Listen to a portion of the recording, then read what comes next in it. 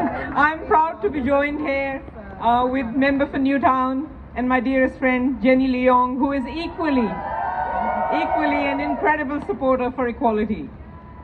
I do want to acknowledge the traditional owners of the land we gathered on, the Gadigal of the Eora Nation, and pay my respects to the elders past and present. We are on stolen land. Sovereignty was never ceded. This is, always was, and always will be Aboriginal land. I do also want to acknowledge that our First Nations people still are targets of the worst discrimination, racism, and vilification in Australia.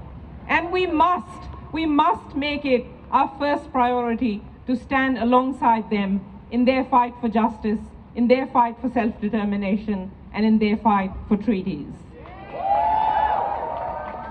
Thank you so much for coming together today to show your anger, to show your outrage at this so-called Religious Freedoms Bill that has been concocted by Scott Morrison and his government to please the arch-conservative mates and pals that he has in Parliament, in churches, and in the Murdoch press.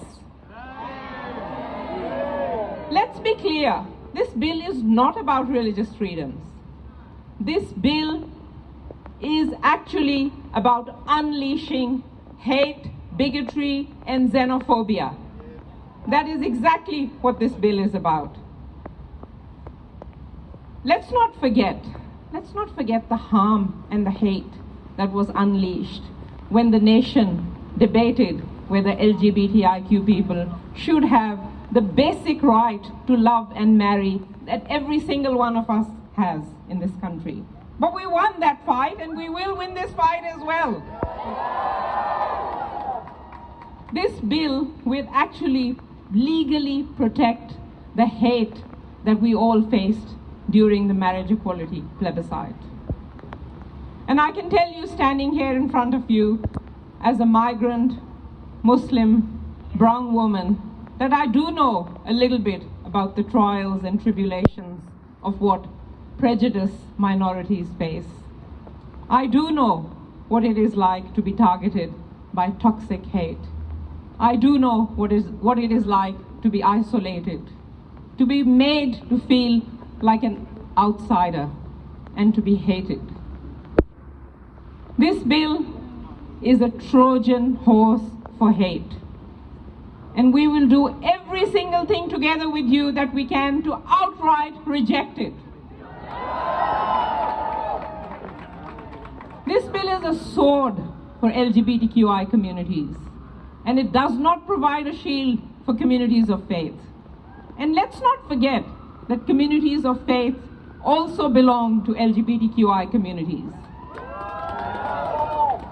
What we should be doing at this point in time is actually providing more protections for LGBTQI people, more protections for people with disabilities, more protection for women, more protection for people of color. But here we are with this government entrenching bias, entrenching bigotry, and entrenching xenophobia. This bill will take away your rights to be safe at work. It will take away your right to be free from judgment when you go to your doctor. It will take away your right to be free from toxic, hateful views guised in religion when you go to drop your kids off at the childcare. We are no longer on the slow road to fascism. This government is actually hurtling us into a really scary future. We know that bigotry, racism is on the rise, yet we have here a bill that will increase that further. And let's not forget the events of the last week or so. We now have people in quarantine in offshore detention centers, thousands of kilometers away from the mainland. And don't tell me that this has nothing to do with the decades of terrible, inhumane, punitive, and bipartisan so-called border protection policy. Or that it has nothing to do with hundreds of years of systemic racism. It has everything to do with it. So we have a big fight on our hands, and it's only getting bigger.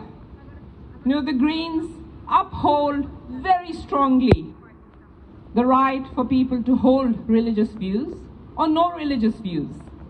And they should not be discriminated against on that basis.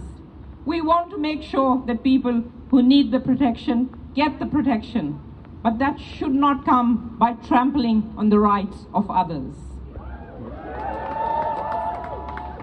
So Jenny and I and the Greens stand with you in outright rejecting this bill and rejecting any attempt to discriminate or have a bias against anyone in our community. We stand with you, we are together with you, and we will win this fight.